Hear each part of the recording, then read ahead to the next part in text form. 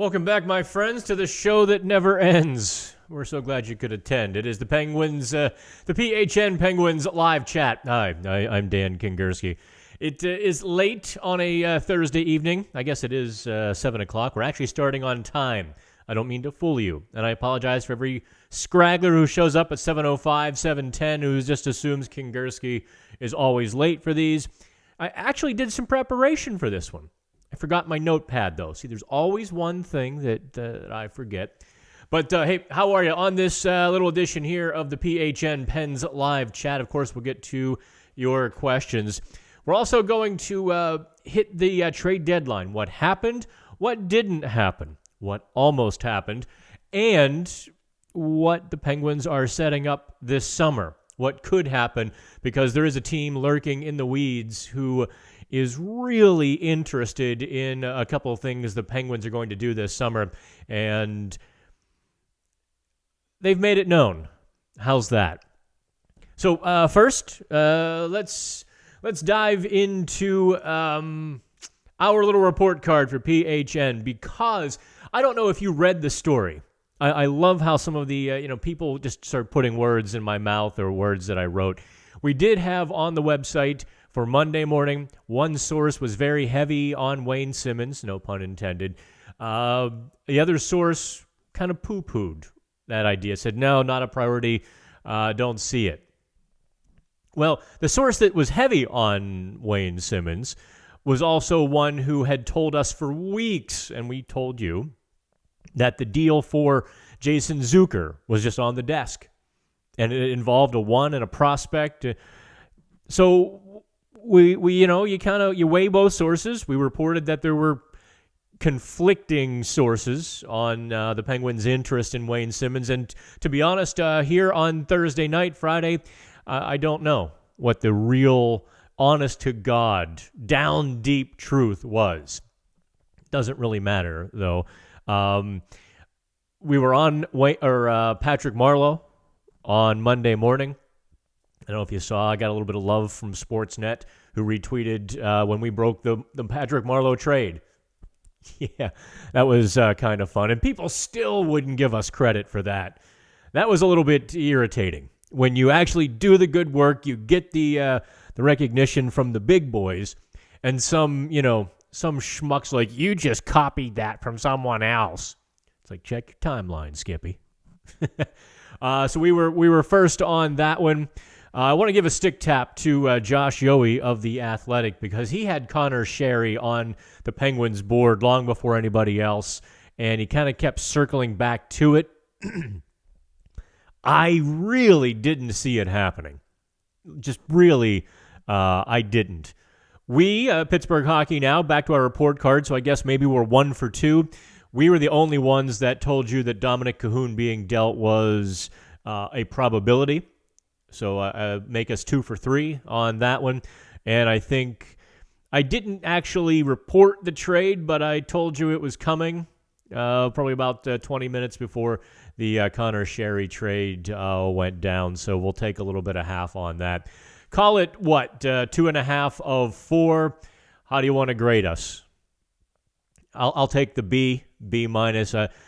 Certainly, I thought we hopefully we brought a lot of good info to you. And the important part, what PHN is built on, is the analysis of that, and that followed in 1,600 words on Tuesday morning, just where the Penguins fit, where we saw the grades. We're going to talk a lot about that here on the Pens live chat tonight, because, I've got a lot of pictures loaded up for the show tonight. Look, this guy did exactly what he wanted to do on Monday. You can agree, you can disagree. He circled his targets, and by and large, he got them. Now, yeah, that's I don't even know how to put it. Are we actually? Yeah, we are live. Okay. Yeah. Let me share this with everybody here on Twitter because I don't think anyone actually realizes we are.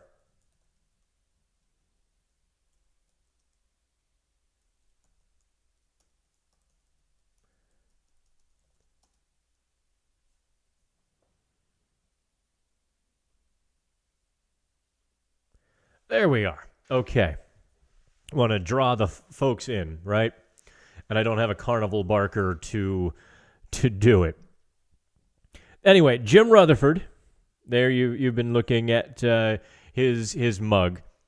Now, let me tell you one thing that didn't happen on Monday that was a real possibility that was gaining steam and traction on Sunday, and I was surprised on Monday morning. That was Vincent Prochik. He was absolutely, positively on the Penguins board, and I do not know what they offered. I do not know how close the Penguins got. But when you look at what Carolina gave up for him, oh boy. Florida got better this year and 5 years from now. Because we had been told that Eric Haula was a potential for the Penguins as well. I think it would have been a great third-line addition. Maybe it just, obviously takes two. I love when people suggest trades and they say, well, this player for that player, that's even. It's like, well, yeah, but the other side might get a better offer, have different goals and ambitions, et cetera. That's why these are so difficult to pull off. So Haula goes to Florida. Walmart goes to Florida. Two decent prospects go to Florida for Vincent Prochik. Kind of puts the Jason Zucker deal in perspective, that the Penguins didn't do too badly on that deal. So we can definitely confirm, the Prochik stuff was real. We were hearing about it Sunday, and I was gearing up for the blockbuster being him. I'm shocked and surprised that Patrick Marleau was not linked to the Penguins sooner. I think I tweeted that like a few days in advance. I hadn't heard anything. Just everything that Jim Rutherford, I knew that he wanted. When he blew a gasket on Saturday and they talked about leadership, and I knew Patrick Marleau was a guy who would fit, but nobody could tie the Penguins to Marleau until actually Yoey was the first. I checked the timestamps. We got a little birdie telling us, and I'm like, ooh. So I did a quick search, and Josh had beat us to it by a little while. But it's perfect. What you saw on Wednesday night with Patrick Marleau, bear in mind, don't get too excited. You saw the very best of Patrick Marleau on Wednesday night. What I mean by that is you saw the adrenaline-filled, just, full of all of that emotion and angst and go. For him, that was almost like a playoff game on Wednesday night. That's not going to last. Give it 3, 4, 5 games, and then things will taper off. Then you get a true picture, maybe 7 games. Then you get a true picture of what the Penguins have with Patrick Marleau. Having said that, you also saw what Marleau really does bring to the table. Just that simple north-south game that he plays now. Hockey smarts, responsibility. And, he chipped in a few scoring chances. He missed the net on 3 of them. I didn't want to poke him on Wednesday night. Didn't want to do it. I was going to make a joke about the number 12 being the contagious part of it. Let's see here. Okay. When is the expansion? 2 years from now. Come on, Mutation. What am I, Google? 1 year. 1 year from this summer. It's in the summer of 2021. How mad is Sully right now? I'm not in Los Angeles or Anaheim right now, so I can't definitively tell you. But having watched his team outplay Washington, having watched his team dominate Los Angeles, has been a bit of a salve for the Buffalo and Toronto losses. The Penguins realize they have a makeshift defense at best without Dumoulin, without Marino, and it's catching up with them against some of these other teams. They needed defensemen on Wednesday night against Los Angeles to push the play and also to shorten the zone. LA liked to collapse down below the dots. The Penguins were playing a bit of a low to high game. If you don't know what that means, by the way, I know some of you don't. Low to high is low zone is around the net towards the end wall, and you push the puck back towards the blue line for the defenseman. Low to high. And, the Penguins wanted to play a bit of low to high, and they did in the second period. The problem was they didn't have the defenseman to actually make it work. Sidney Crosby's almost tying goal against the Kings was Justin Schultz finally doing it. He was given the wall. He walked down Broadway there and bounced it off Sidney Crosby.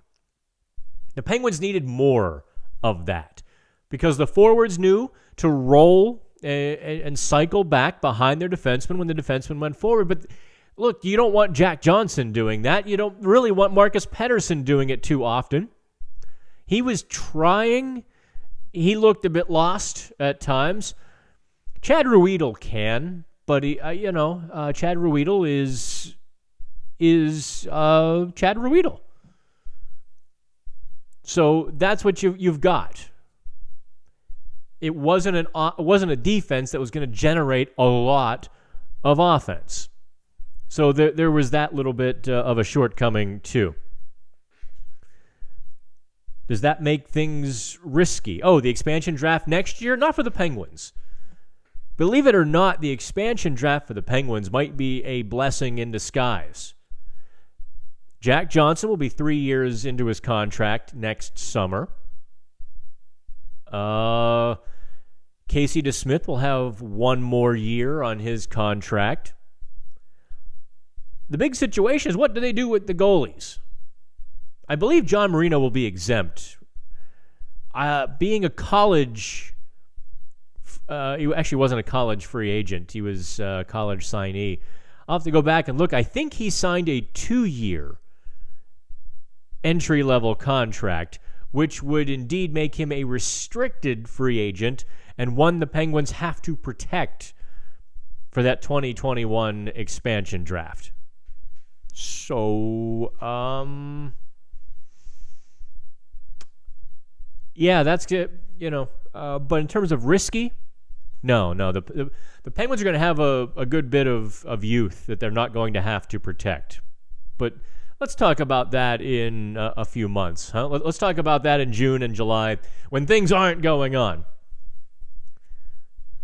Murray for Zadorov and a first. Bobby. You know what, Bobby? You are not far off from things we've heard. How's that? Didn't think you would hear that answer, did you? That is, I dropped that on Paul Zeiss the other night. I was on Monday. I was on 93.7 The Fan Monday night talking with Zeiss about the NHL trade deadline. And I promised on Twitter a little bit of a nugget, and that was the nugget that the Colorado Avalanche really like one of the Penguins' goalies. Really like one of the Penguins' goalies. I'm not going to tell you which one. Only because the situation is fluid. And if I put it out there, X or Y, and things change, well, Kingerski said Y, it happened X. He doesn't know anything. I'm just telling you, Colorado is involved and watching. Can we take that as a decent baseline bit of information? And I know Colorado wants to deal their big defenseman. I'm not sure how well he fits with the Penguins, but I also haven't done much film work on him either. Yeah, some tweeters and most hockey's futures just exist to complain and moan. By the way, I did wear my favorite t-shirt. Wait, there we go. Haters gonna hate. I guess this is a knockoff t-shirt I got for like one of those t-shirt sites for like $5 or $6. Obviously not Statler and Waldorf, but completely Statler and Waldorf. Where's the... Oh, yeah. Yeah, there's the chef back there.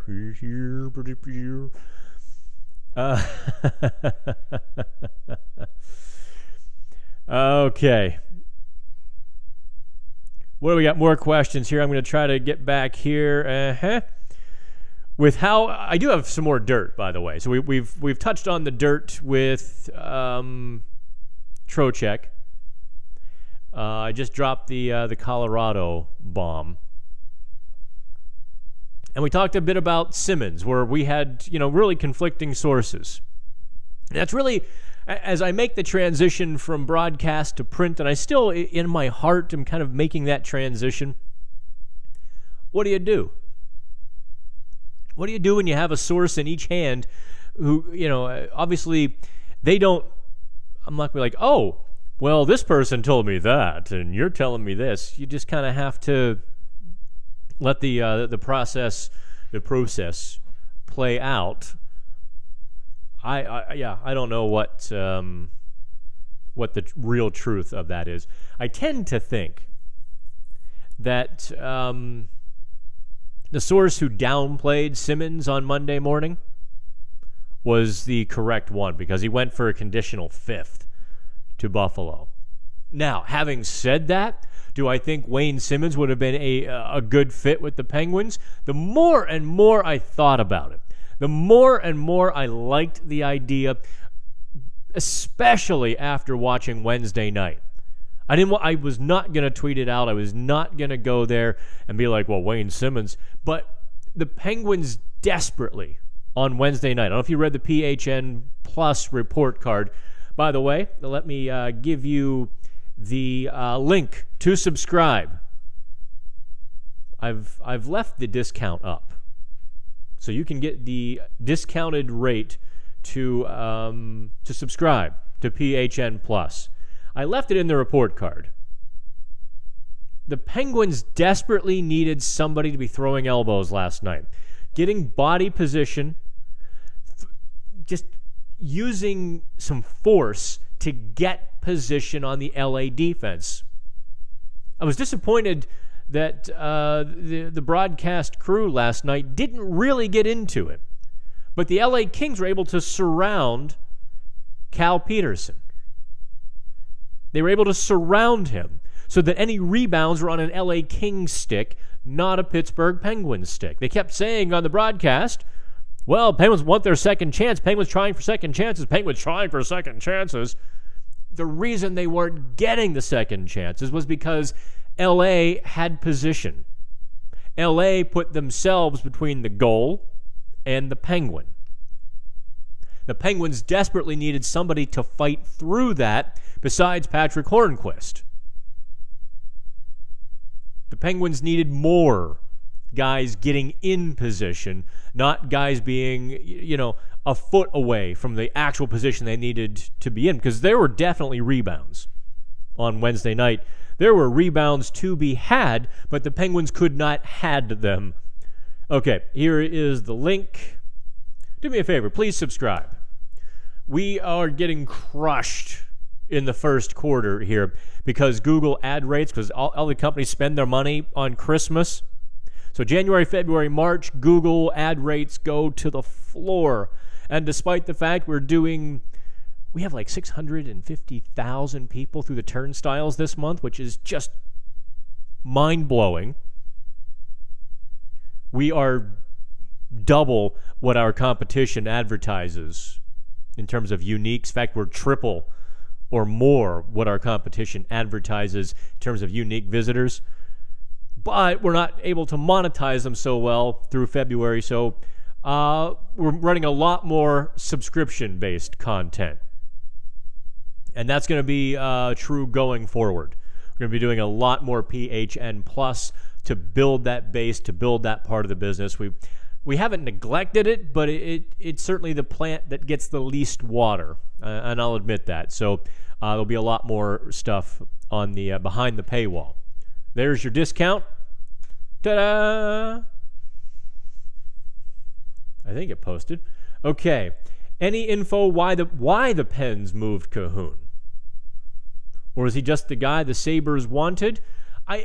You could not have Dominic Simone, Dominic Cahoon, and Connor Sherry. And despite the internet laughter, Twitter, Dominic Simone was the better Dominic, the more productive Dominic. Even if the bottom line stats didn't show it, Simone was more productive to the Penguins, for the Penguins, than Cahoon. So, and plus, you have to bait the trap. We'll give you Andrew Agazzino for Connor Sheary and Evan Rodriguez. Yeah. Agazzino's playing fourth line center. Hey, there you go. It doesn't work that way. With how Marcus Pettersson is struggling and the distrust of Riikola, I'm surprised he didn't go for a D-man. Bobby, you've brought up a little bit of an interesting topic there. So let's dive right into that, shall we? Juuso Riikola. The Penguins have absolutely no doubt that this kid is talented and has the ability to be a very good defenseman in the NHL. There is no doubt about that. However, Bobby is right. The Penguins do have a bit of a distrust of Riikola. Although I thought he played pretty well against the LA Kings, he still goes forward too quickly. He still doesn't read his partner. In this last night, Ruedel, he kind of passed up Ruedel in the neutral zone one time. Ruedel turns it over. Riikola made a great play to haul back and break up what was essentially going to be a breakaway. I think it was Anze Kopitar, or maybe Dustin Brown it was. Or was it Jeff Carter? I don't remember. But Riikola made a great play to back check and disrupt the scoring chance. But the scoring chance existed because Riikola got rambunctious and went ahead of his defensive partner with the puck. Guy with the puck leads. Don't leave, you don't want the puck being the thing behind you as a defenseman. Yeah, you're going to have a bad time. French fry, not pizza. However, I was on record back in November as saying the Penguins needed defensive depth, especially when Dumoulin went down for months back on November 30th. I wrote that was really going to be a difficult injury. Now, the Penguins went on a great run, and it looks like they're going to have survived just long enough. They're kind of limping to the finish line without Brian Dumoulin. By the way, Dumoulin did indeed skate with a full contact jersey on Thursday afternoon out in Southern California. Both Dumoulin and Marino were a full go in practice. So the Penguins should have them back. I would say Marino's at least a week away, though, because you don't want him taking real NHL contact. Dumoulin, on the other hand, we heard last week that he was really close. So, maybe another week of him really skating hard, taking full contact, and just going all out at a few practices. He's going to need that for his stamina. What was I talking about? Oh, and why didn't the Penguins go for D? I'll have to say I disagree with Jim Rutherford on this one, who said, well, we feel like we have 8 or 9 NHL defensemen. The Penguins do have 8 or 9 NHL defensemen. That doesn't mean they all fit together. That doesn't mean they have a legit top 6 if one guy gets hurt. That's really the problem with the Penguins. They don't have a backup. They don't have a 7th, or I should say a 4th, left side D that inspires much confidence yet. And if one of the right siders goes down, they've got Ruedel.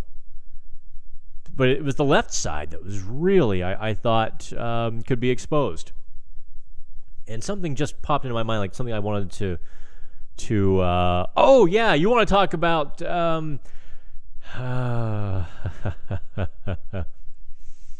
Cahoon had finish.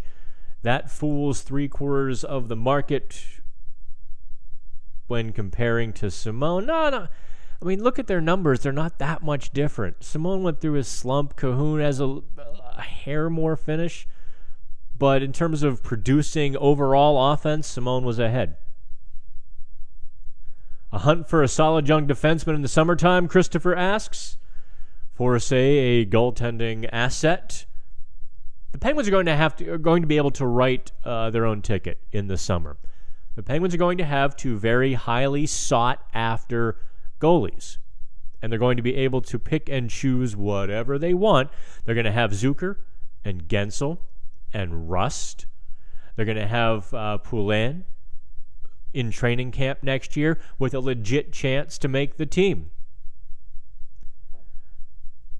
I don't know what you're going to... Well, no, Sherry's going to be a free agent, so who knows if he's even back with the team. But the Penguins are already going to have a legit top six next season. They could still use that right wing for Sid. But Zucker's supposed to be, one of those top six pieces. Now, let's talk about one thing I know you are itching to talk about. That is Jack Johnson. Yeah, I'm bringing him up, and I'm not going to necessarily defend him like I get accused of doing too often. Let's see here. Do I have any JJ pictures? I do not anymore. Do you believe that, Tristan Jari says? I'm actually adjusting the zoom on me. I want to be a little closer, a little tighter. Okay. Guess who's back? Back again. This pairing with Jack Johnson and Chris Letang. I mean, if you're on Twitter Wednesday night, you saw just the hate flow. Yeah, Johnson got burned on Trevor Lewis's goal. Letang got burned at the blue line.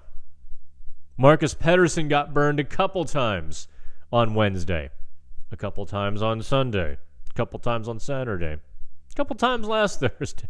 You know, how short memory spans are, right? Everyone's like, wow, Johnson is terrible. Cut him. One of my competition, I think it was really ill-advised, posted the buyout calculator. I was just like, wow. I mean, can we dial it back to reality now? Jack Johnson's not supposed to play with Chris Letang. Just absolutely not. I agree with you. But we're here spanking Marcus Pettersson for mistakes, and you're going to toss him into the deep water too? Realize what the Penguins are just trying to survive at this point until Dumoulin gets back. Understand that's been the goal with Jack Johnson on the top pairing, is just to survive. Limit the mistakes. It just so happened Wednesday night was a few of them kind of bunched together, so they were really extraordinarily noticeable, and everybody lost their marbles. Oh, my God! Jack Johnson should be playing with Justin Schultz, with John Marino, as second, third pair kind of guy. That's where Johnson has his value. He's the best penalty killer. Stick him on, for 3-4 months, we praised Jack Johnson. Even the begrudging ones were like, okay, well, fine, Jack Johnson is kind of playing okay. Jack Johnson doesn't entirely suck. But I didn't say that. And then you throw him in the deep water with Chris Letang, and yeah, some things get magnified. And everyone's like, yeah, I see. I've been saying all along Jack Johnson's terrible. If you have that opinion, you should probably not be watching or reading PHN because you don't know that hole in the ground from,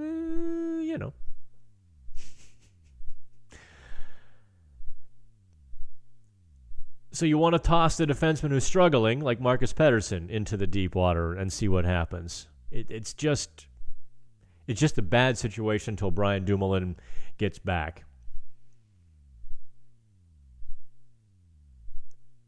Okay.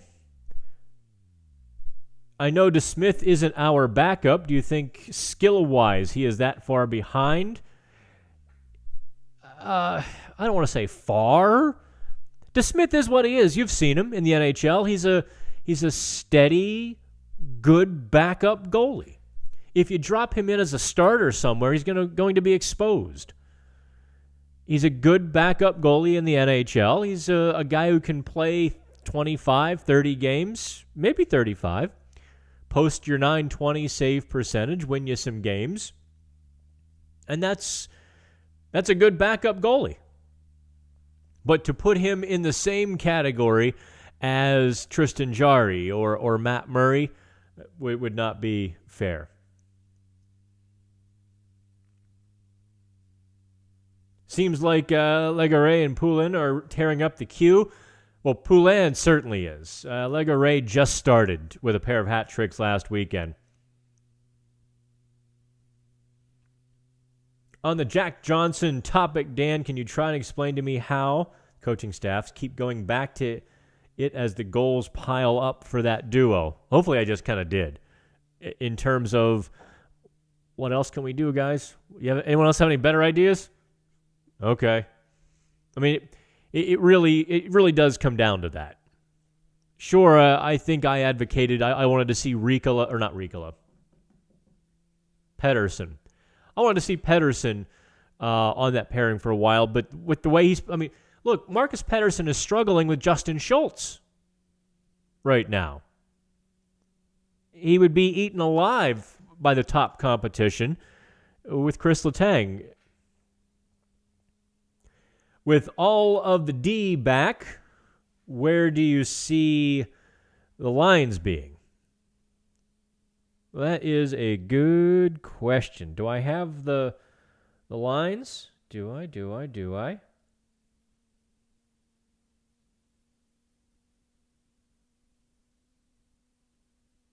I don't. Where are they hiding? Here they are. All right. So, you've got Zucker on the left wing. That's going to stay. And Rust is going to be on the second line. How do you think Sherry performed on Wednesday night? I thought he was what he was. He is what he is. I thought he got bounced around pretty badly by the LA Kings. I thought he couldn't get to the net. I thought he was pushed out of position. But I also thought he played fast and tenacious. I thought he was Connor Sherry. I don't know that I'm necessarily a giant fan of seeing him on that top line right wing. By the way, the guy who I thought really stole the show for a bit of the game was Dominic Simone, huh? He really played well. Like, he was an A-plus kind of performance. Patrick Marleau was really good, too. That line with Marleau, Rodriguez, and Simone was pretty good. Lafferty, Bluger, and Tanev were also pretty good. I think actually the bottom two lines grinded it out against LA as they should and put the Penguins' top lines in a good position. That's kind of how that game is supposed to work. And somewhere around later in the first period, that change began to occur, and then it took full effect in the second period, and the Penguins just owned the territorial advantage. What was the shots? 37-22, I think, was the final deal. Mateo, how is P.O. Joseph doing in his development? Well, that's not a fun question, but we'll dive into it. He is doing well, not great. He is on his way to the NHL, but he's not kicking down the door yet. That's how P.O. is doing. Do you see any possibility that we keep both Jari and Murray past this season? Adam asks. Hey, Adam, I don't recognize your name. That's cool. Glad you could stop by. Chance? Yes. I think that would probably depend a bit on money, right? If they paid each guy like $3.5 million or maybe $4 and $3 and spent a total of $7 million, maybe it makes sense. That's gonna depend on a lot of factors, some out of the Penguins' control. Sherry's size is always an issue. Yeah, I mean it really kind of is. Amen on JJ. So embarrassing. What are you talking about?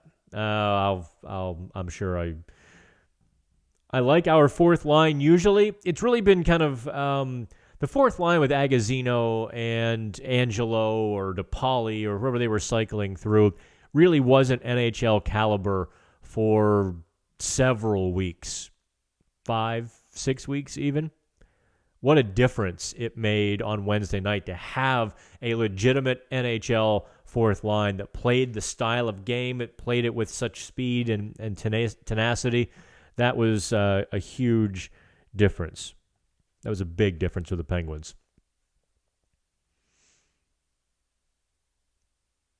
It's Brody here, takes a beating. Is that a Kevin Smith reference, Brody? I mean, the Whale beating Vancouver, that happens once in a lifetime. If you get that, you're too old and you're too nerdy. Okay, so keep the chats coming. We've been doing this for only about 36 minutes here, and it's kind of interesting because it always takes a good 30 minutes for everyone to show up. So pile on. We've already gotten through the dirt of Wayne Simmons, of Vincent Prochik, of the coming potential Penguins goalie situation. I had to chuckle the other night. I guess last night during the Kings game, the broadcasters, the goalie competition there in Pittsburgh. I was like, there's no goalie competition. There's no goalie competition. No. Matt Murray is the guy for all pressure situations. That's not me opining. That's me telling you what the Penguins have decided. Have you met Ted?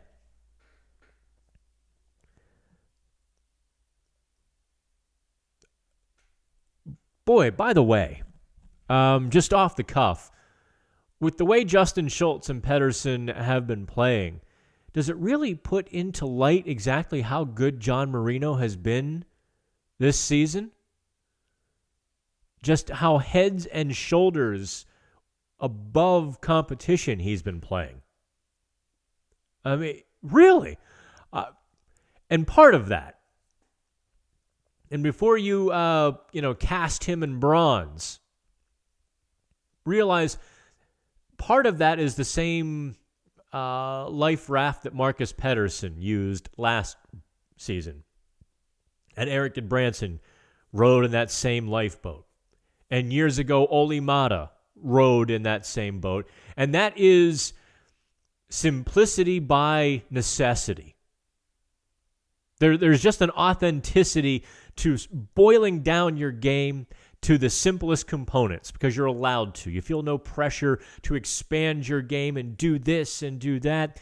You do your simple jobs and you keep doing them well. You freelance maybe a little bit and you stay within yourself and you stay within the game. And that's what John Marino is doing this year. That's what Marcus Pettersson did last year. And that's what Eric Branson was able to do with the Penguins, is stay within the structure, stay within himself, and stay within what was necessary. He didn't have to try to do more because, you look at Sidney Crosby and Evgeny Malkin and say, oh, they've got it. And it takes a lot of pressure off of defensemen. The great worry with a guy like Marino is next year, because he is so physically talented, is that he starts trying to do too much. And I think that's one of the things that has really hurt Marcus Pettersson this year. I've heard the Penguins coaches kind of pushing him. Well, we think there's more offense to his game. And I've seen him trying to accommodate that more offense. I don't think it's there. I don't think Marcus Pettersson has that big offensive game that the clues might indicate. I think he's a wonderfully simple, solid, steady defenseman who's not that physical, who just gets the puck because of a long reach and moves it, buttery soft and moves it forward. That's his game. I don't think his game is trying to skate with it like he did Sunday against the Washington Capitals and wound up in the back of the Penguins' net. I don't think his game is battling in front of the net. Again, you saw that, the LA first goal last night. Who scored it? Oh, Lizotte. That's Pettersson's man. Pettersson has to body him up, take the stick, take the body, something. And instead, Pettersson was kind of just letting him be. He whispered words of wisdom, and Lizotte deflected it right into the net. Marino is already arguably the Penguins' best defenseman. Come on now, Austin. Come on. All right. Where do I think Bukestad fits into the lineup when he returns? Seems to me like a big question mark that could be a huge factor in how deep the Penguins go in the playoffs. It is. I think he's the third-line center because then McCann can play left wing somewhere. And that allows Hornquist to come down to the second line. Let's say they put McCann back on the second line with Evgeny Malkin and Brian Rust. Then you've got Zucker and Crosby and somebody. Although, that is, you know what? Now that I think about it, because Marlowe's a left wing, Marlowe is probably ahead of Zach Aston Reese. Maybe that's the more important question. Where would Zach Aston Reese fit if he were healthy today? I think he's in the press box behind Patrick Marleau, behind Jared McCann, behind Zucker, and behind who is the fourth left wing I'm thinking of? Give me those lines again. Where are they? Real quick.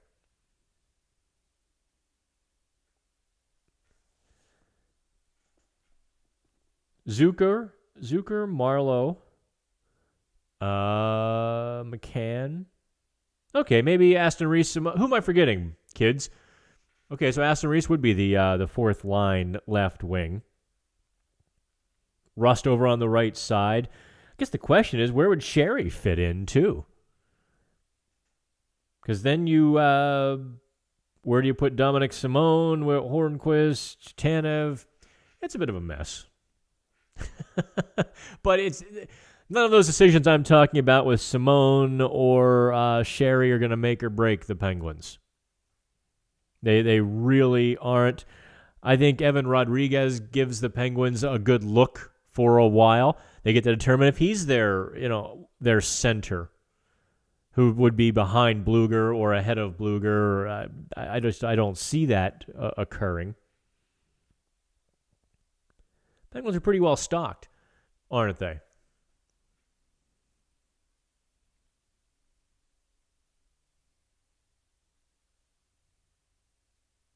I want to see the Simone Bukestad Hornquist line again. Bobby Boucher, that was a beast of a line last year. That line dominated like none I've ever seen. They just didn't put the puck in the net.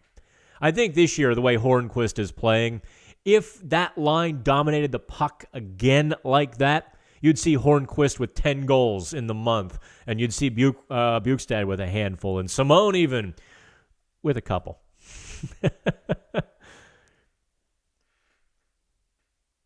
What do I think is McCann's potential? Has anybody else watched Jared McCann and wondered I don't know anymore. I really thought he had more potential. He's not been showing it. He has not been putting the rubber to the road like I think a lot of us thought possible. What is it? Before he got hurt, 15 game goalless drought. And truthfully, he's got a good wrist shot, and he lets it go quite a bit. But he's still not putting himself in great positions. There's just something still missing with McCann. Every tool in the toolbox, there's still just something not quite right. Don't forget, last year when he was put on Sidney Crosby's line, he had that explosion and then went ice cold, and then the Penguins moved him off of Sidney Crosby's line pretty quickly. That can't be ignored, shouldn't be ignored.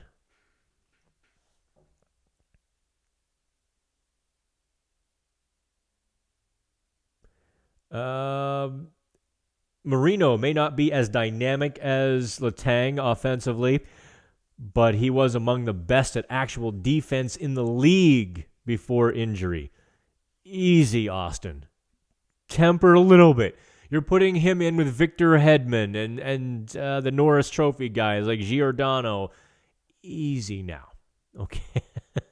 I know we all have been really impressed with John Marino. Easy now. Let's not canonize him just yet.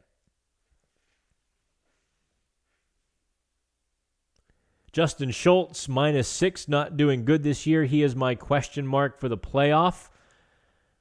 Yeah, he's an X factor. He really needs to. I thought he played well. He's been playing better the last handful of games. I still want to see him on his toes. Not just in spurts, but in terms of games. Consecutive games, not just consecutive shifts for Justin Schultz. All right, do me a favor, give me that like and share this. Let's get the audience building. The scarf, as always, not pretension, but for heat retention. I just made that up. Marino is God. All right, well, I've lost the argument, clearly. Okay. If God is love, and love is blind, therefore, Ray Charles is God. The syllogisms. You have to be a child of the 80s, Richard Jenny, to go through those, I guess. Okay, did I miss any questions? If I did, go ahead and repost them. Let me see what else I wanted to get to here in this live chat. Oh, by the way, speaking of John Marino, does anybody else look at this picture of John Marino and see Sheldon's brother in young Sheldon, Georgie? Does anyone else see Georgie when they look at the picture of John Marino? Okay. Just me. There's last year's picture. I guess you can always tell a last year's picture of Jack Johnson because of that 73. Yeah, the sooner they get Johnson off that top pairing, the better the Pittsburgh Penguins are going to be. Oh, hey, I appreciate doing these streams for y'all. By the way, you can send me money, too, for doing this. You can kick into PHN's coffers because the playoffs are coming up, and, those are expensive times, aren't they? Anyway, yeah, the Penguins have to get Jack Johnson back to the third pairing, maybe the second pairing with Schultz or Marino. Just think back to how well Jack Johnson played with John Marino. Is anybody going to argue that?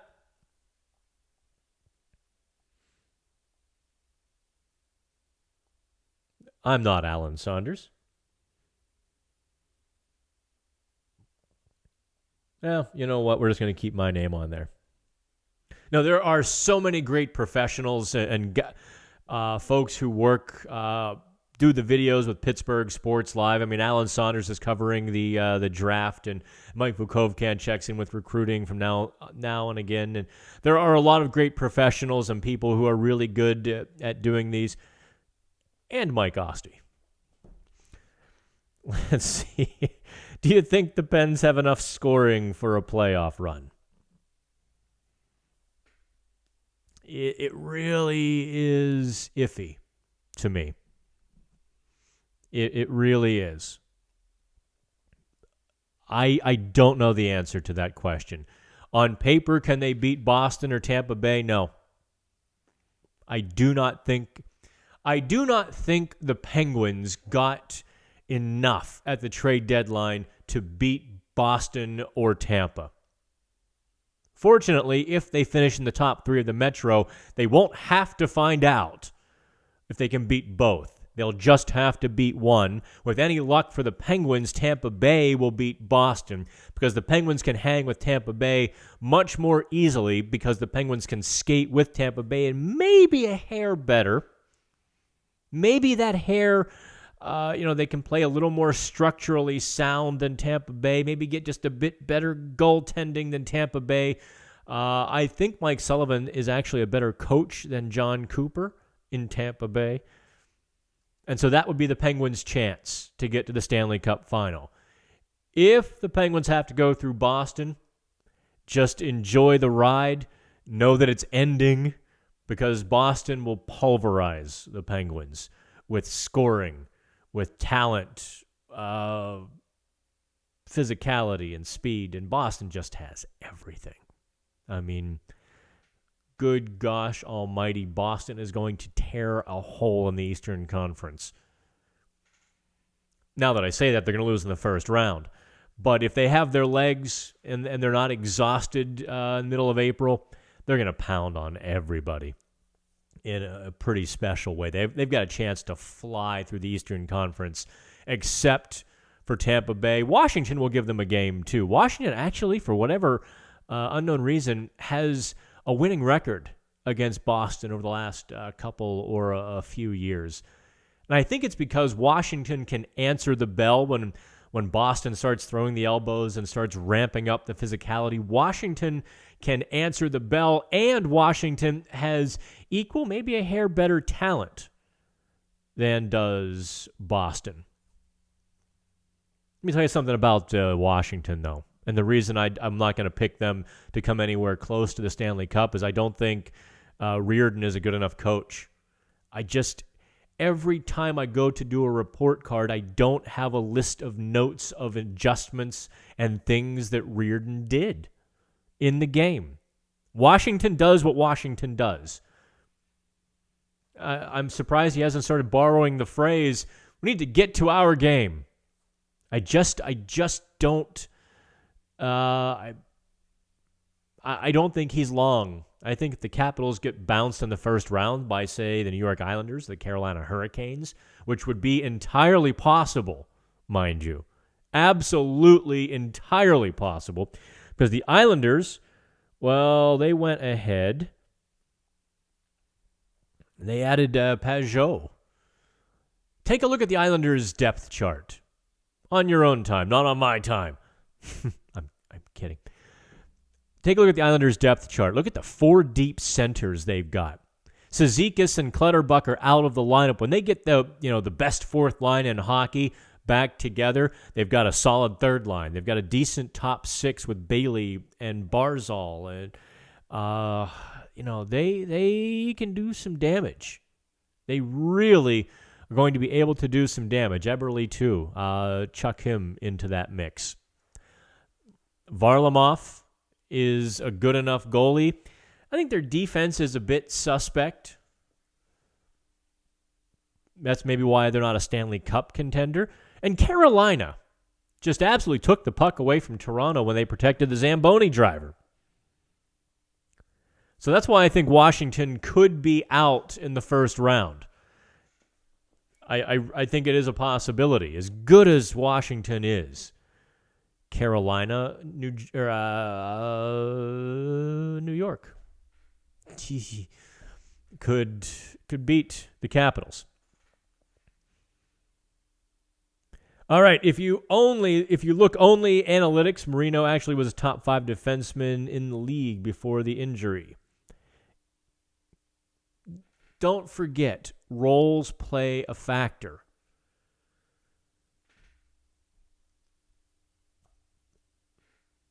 McCann isn't anywhere near 100%. That could be true as well. It really could. Now, I've not heard a whisper about an injury. And his shots, his shots have the mustard, and his skates have had the zip in them.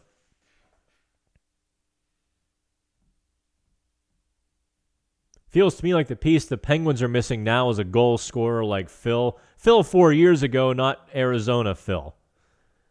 Yeah, they're missing Jake Gensel, right? They're going to need a bit more from Jason Zucker. They're going to need a lot more from Jason Zucker. I thought he was poor against Los Angeles. That should have been his game. The Penguins needed that to be his game. They needed to chip the puck to the mid-wall and let him fly through the neutral zone, beat the defenseman to the puck or get there close to it to pressure and create that turnover, and then grab possession deep in the corner. They needed Zucker to be doing that, to be a big pest, to be that guy all over the puck like white on rice, like Brandon Tanev on the biscuit. And Zucker wasn't. I thought he was tentative. I didn't think he was really exploring what he could do within that sort of a game. And as a result, the first line suffered. Sidney Crosby was having to grind and pound and go fight for pucks because Zucker maybe wasn't as successful. His efficacy was not high. Am I concerned by the Flyers moving up in the standings? Good question, Adam. Slight explanation. This stuff doesn't concern me. If the Penguins lose every game from here on out and 4 in the playoffs, my life doesn't change. I mean, my business does a little bit, obviously. But, things like that don't concern me. Not having enough money to pay rent concerns me. Not sleeping for 36 hours concerns me sometimes. The Flyers climbing, but I know what your question is. Are they legit? Are the Philadelphia Flyers legit? And Adam, I can tell you with a slight degree of confidence, they're not. When I've watched the Flyers, I've seen big holes in their game. I think despite the fact they've got a highly reputable defense, it is not doesn't fortify their team. I don't see the depth with Philadelphia. I mean, I like Derek Grant a great deal, but Derek Grant has not been, he was a bubble NHL player with the Penguins. The fact that they did send him down for a while, did they not? So, let's not kid ourselves. They got Nate Thompson, a fourth liner. They got Derek Grant, a fourth liner, and they're hoping to make more of those guys. I think Grant is actually penciled in as their third line center right now. If that's the best they could do for a third line center, yeah, Philadelphia will get bounced. I just, I don't see enough there. Carter Hart his save percentage, I think, is .909 on the year.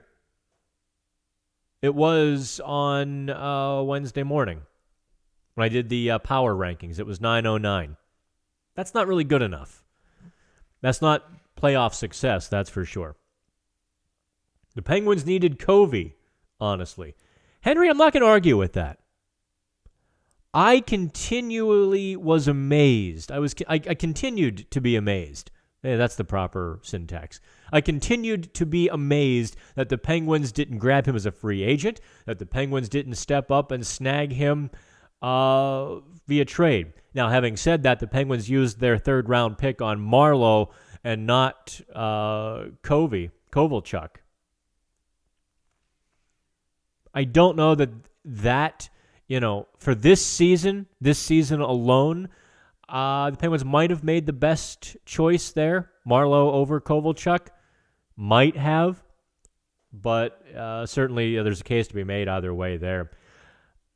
My source made such a great case for Wayne Simmons that I especially Wednesday night, Wayne Simmons would have been the wrecking ball to bounce the Skittle bowling pins as the LA Kings defenseman away from the net to create some space. How is the Gensel injury going? We're still so far away. How's your Boston affiliate station going? Boston is figuring it out. Jimmy Murphy is a dynamo around trade deadline. He takes some flack because some of the stuff he reports, doesn't happen. They go, oh, this team is interested in that team, or this player. As Jimmy's business partner, let me stick up for Jimmy because he has to turn over his sources to me when he publishes, some of the trade stories. The people that talk to that guy, no joke, we're working with Jimmy to become a writer. A legit kind of, I don't even know what the word I'm looking for, a professional writer, because Jimmy is having to make the same transition that I struggled with 3 and 4 years ago, coming from 20 years of broadcasting over into the print medium. The rules are different, the thinking is different, but some of the skills translate very well. So we're working with Jimmy on that. I think that's fair. Colorado is killing it. Pittsburgh Hockey Now is killing it. Pittsburgh Hockey Now is pulling in hundreds of thousands of unique people who click on multiple stories. We are doing better than we ever thought. Jason W., I can see your quote, or I can see your comment. It's hidden because of the language. We have our filters set pretty well. I'm not going to argue with you, Jason W. How's that? No one else can see what Jason W. wrote. I could, about people on Twitter kind of just bashing Jack Johnson and the internal reaction you want to have. And you're like, there are several situations that people are just zealots. No matter what the organization says on the record, off the record, no matter what some smart people say, no matter what information is presented to create a different understanding of the situation, no matter what information is given, a large chunk of Penguins fans just go, nah. And that is the frustrating part. That's the most frustrating part. Like, we're giving you information to be more informed and intelligent in your dealings and in your fandom. Nope. That's one of my big frustrations. We'll just use we'll use the Matt Murray Tristan Jarry thing. When I kept telling you for months how it was going down, then I reported the coaches told the goalies pretty much what I had been telling you for a long time. And then fans were like, no. Well, it is what it is. All right. Mutation wielding a heavy hammer tonight. Swinging the axe. Mutation, you can let them go a little bit as long as they're friendlies. All right, as long as they're friendlies, they can be a little bit coarse. It's people who are coming here to be trolls and trolling our readers or other viewers. That's where you can chop it. All right, we've been doing this for an hour and 5 minutes. You know what? I see about 40 of you watching still. Do me a favor. I want you to hang on like 30 seconds. You and I are going to celebrate, okay? Just hang on. I'm getting thirsty, and I need something. You and I are going to celebrate. Hang on.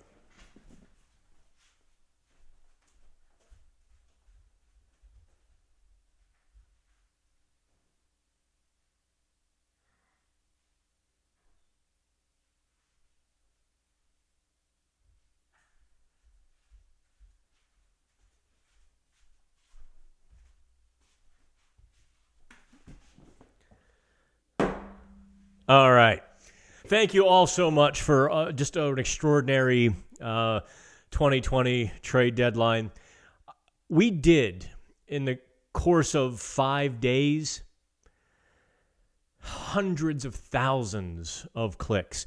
We did more in 5 days from Tuesday through last Thursday than we do in some months. And that's not because we do poorly in those other months. It's just that we were commanding national attention. So cheers, kids. This is Christmas beer left over. Got a little Mad Elf. This is for you. Thank you so much, everybody. Hopefully you enjoyed the work. Hopefully you understood some of the stories I published and didn't read them backwards. I know some of the message boards did, but I know you didn't. I know you understood what I was saying and read between the lines on a lot of those when I couldn't necessarily out a source, but I could hint to it. I thank you all for really just helping us blow up to a level that I never thought possible. Cheers.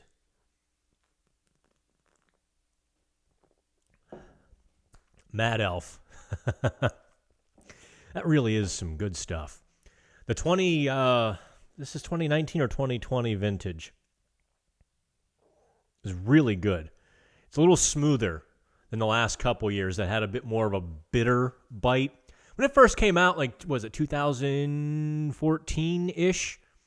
Yeah, because they used to serve 3 vintages at once, 14, 15, 16. The 14 was sweeter, and I liked that.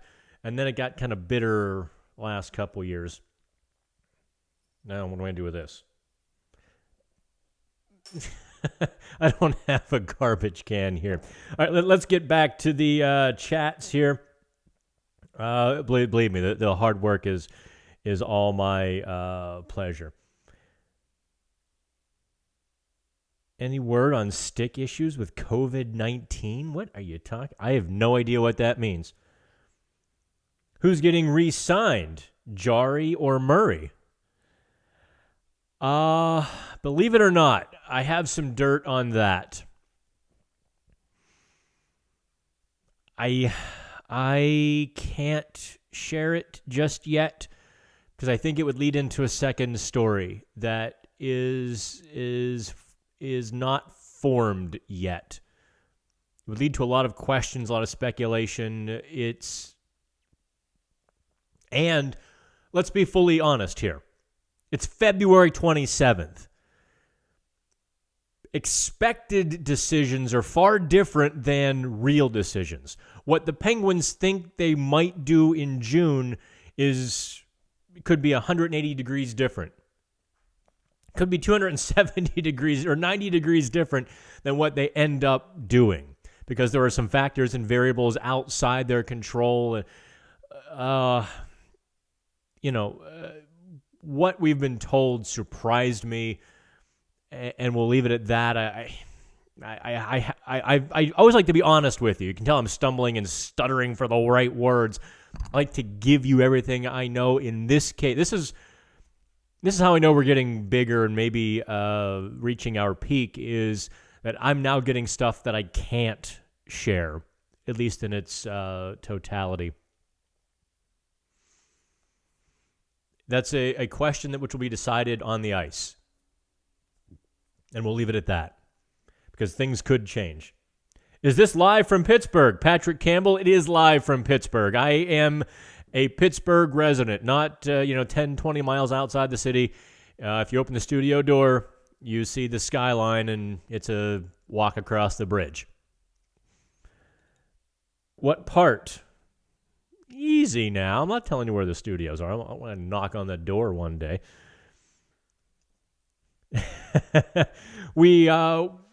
I just told you, we have to walk right across the bridge. If you know Pittsburgh, you can figure it out. If you don't know Pittsburgh, that means I'm probably safe. Yep, Salante. Thank you, Jason. I appreciate that. It's coronavirus. Well, it's Matt Elf. Yeah, we'll go with something like that. Hey, thank you, Henry. I appreciate that compliment more than you know. I do. My writing isn't the cleanest. I wish I could hire an editor, for $50,000 a year. But let's be honest, you're not coming to Pittsburgh Hockey Now for perfect grammar, perfect writing. There's going to be a wayward comma, a missed word, the rare misspelling, because I've got a program that catches most of all of that. You're not coming for, you understand that we're still kind of just me and sometimes Shelley at Pittsburgh Hockey Now. I'll have to read that Boston Globe story.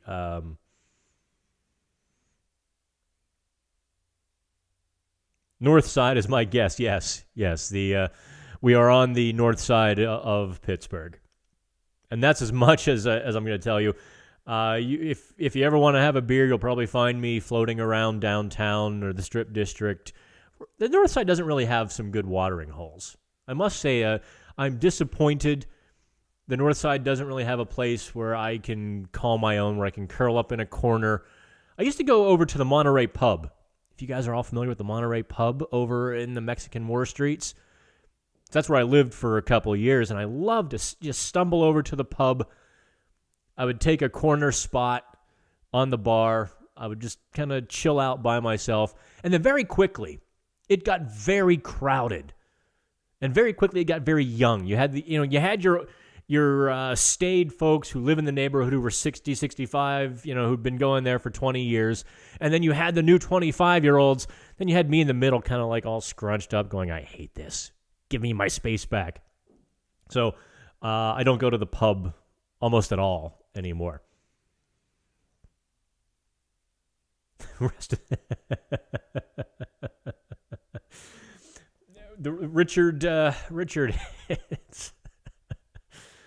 All right, I'll check into the Boston Globe thing. Hey, give me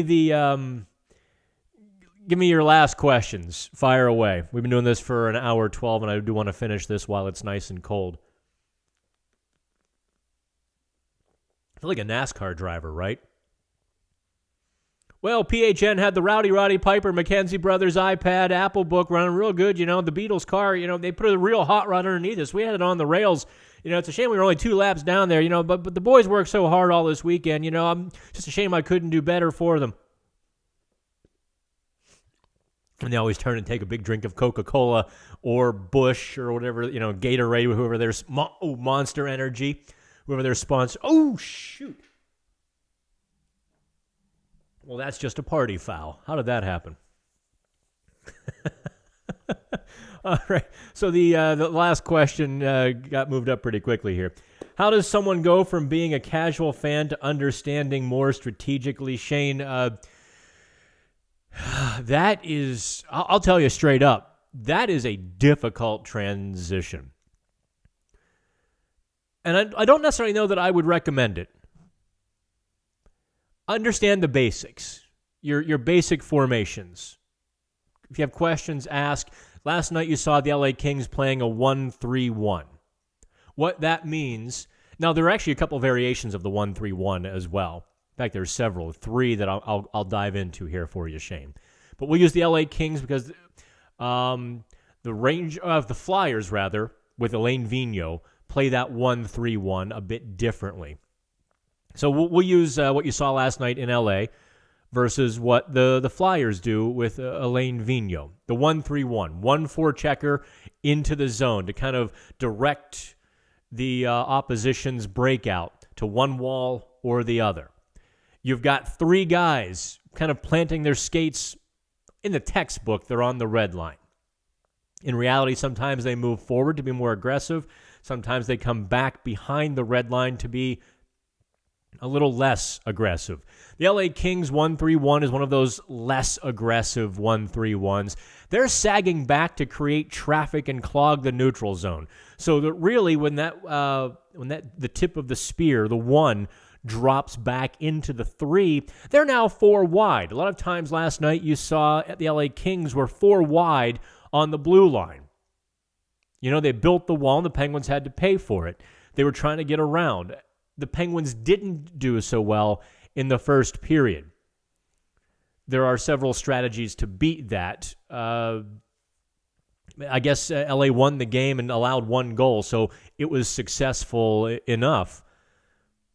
And then, of course, the 1 is back in the zone. It's his job to retrieve the dump in and to quickly transition it. It's his job to kind of be the safety net. So that's what the 1-3-1, we'll call it a neutral zone trap, is for the LA Kings. Now, Alain Vigneault plays a counterattack 1-3-1.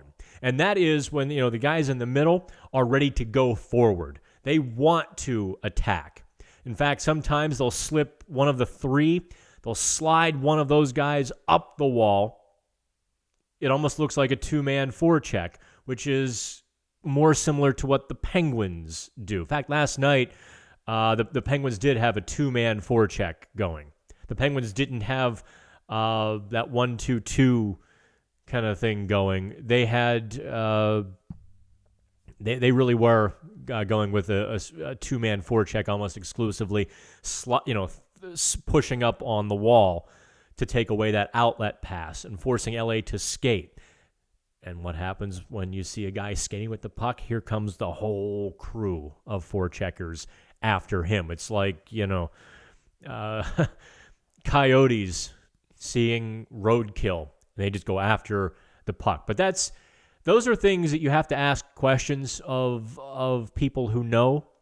Start small, kind of pick one thing and learn it, and then you build a base, and then you pick one more thing, and then you kind of begin to add things. I've been very fortunate in my career. I've had people who are ridiculously smart willing to talk to me. I can text folks, and if I'm not seeing the system, or if I'm seeing some weird things that I don't understand, I've got folks I can text and say, what the heck is going on here tonight? And in some layman's terms, they'll explain it. I certainly couldn't coach a team. I'm not going to hit the chalkboard and start diagramming breakouts and schemes and that stuff. But I hope that kind of answers part of your question and gets you started on that, Shane. And by the way, I really appreciate that. I wish more Penguins fans would begin to dive into some of that stuff and really begin to enjoy the nuts and bolts of hockey. Are the Pens going to make some serious noise in the playoffs? Eek. I don't know.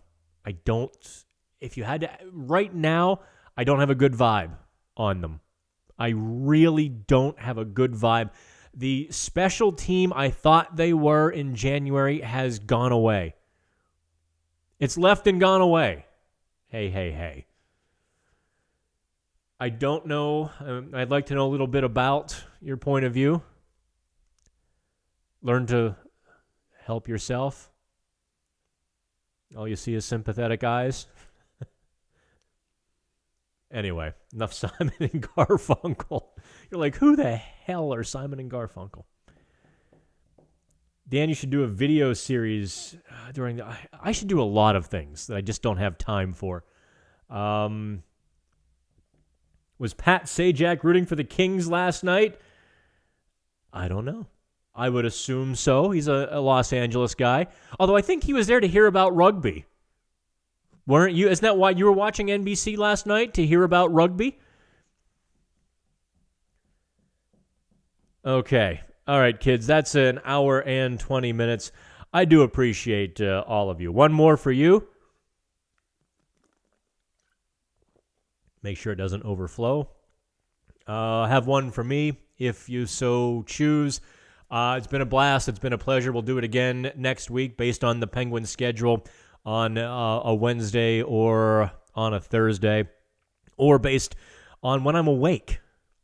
I must confess, I've got an app on my phone that tells me my screen time average over the last 7 days. You know, how many hours I work. Yeah, you don't want to know what it said to me on Monday. Let's just say I could have 3 full-time jobs. It's getting to that point. My body is like, dude, you're 43. Stop it. And my mind is like, let's go. You're 18. Woohoo. All right, one more. Do you think the Penguins have the technology to make bionic goalie out of Murray, Jari, and Eddie Johnston? They've got the technology. They can rebuild him faster, stronger, better than before. All right, that is that's all we're going to do here. Appreciate you coming back, Patrick. I am the editor-in-chief of Pittsburgh Hockey Now. You can check out my resume on Twitter, formerly of the NHL Network, on SiriusXM, formerly of Sportsnet, 93.7 The Fan in Pittsburgh. And before that, I was doing a lot of radio across Canada. Hockey, we had a syndicated radio show, actually, that I was on 15 markets: Calgary, Montreal, Toronto, Vancouver. Never did crack Edmonton or Winnipeg or Ottawa. That always kind of ticked me off, that I wasn't in those markets. On in Philadelphia and Nashville and Los Angeles, and where else were we on? But yeah, that's so I've been just stupid privileged to have been doing this for 20 years, and the people that have educated me and talked to me, it just boggles my mind on a daily basis sometimes, and I kind of back up and go, what the heck? Okay, I've talked long enough. That's enough about me. I do appreciate you. Just remember, haters gonna hate. I'll see you next week. Have fun.